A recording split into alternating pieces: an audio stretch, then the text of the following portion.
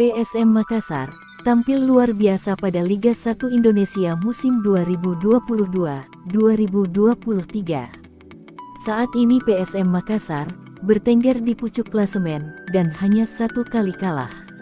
Pasukan Ramang berhasil meraih 10 kemenangan, 8 hasil imbang dan 1 kekalahan dari 19 laga yang sudah dijalani musim ini. Dengan hanya 1 kekalahan, PSM Makassar menjadi tim dengan hasil minor paling sedikit di Liga 1. Tentunya ini hasil yang luar biasa untuk PSM, terlebih pada musim sebelumnya mereka terpuruk dan hampir terdegradasi.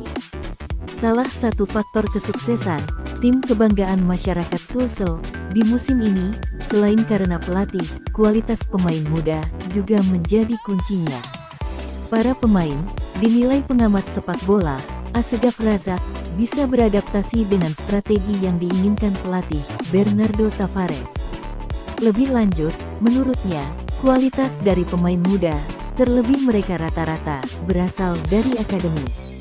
Dinilai, memiliki kualitas yang luar biasa. Dirinya menyebut, para pemain muda ini terus berkembang di setiap pertandingannya. Terlebih jika mereka diberi kesempatan lebih. Bukan hanya mengandalkan pemain muda, PSM Makassar juga memiliki pemain asing yang mempunyai daya gedor yang tinggi. Sebut saja Kenzo Nambu, pemain asing asal Jepang. Saat PSM Makassar ketinggalan oleh lawan, ia kerap menjadi penyelamat. Rabu, tanggal 25 Januari tahun 2023 hari ini, PSM Makassar akan menantang Persija Jakarta. Dua tim besar ini akan berusaha saling mengalahkan untuk bisa tetap berada di posisi atas klasemen.